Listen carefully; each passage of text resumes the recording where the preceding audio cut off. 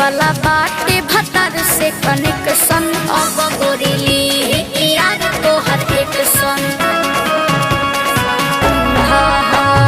झूठे वाला बाटे भतर से कनेक्शन अब गोरीली यार तो हर एक सन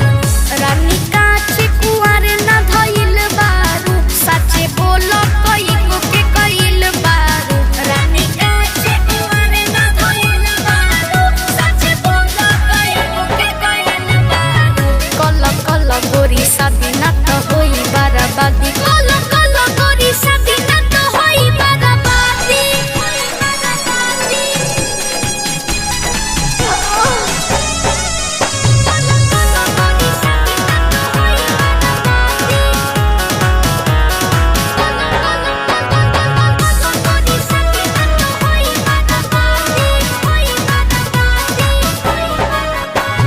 कैले रहू गोरी सरनपुरी से अफेयर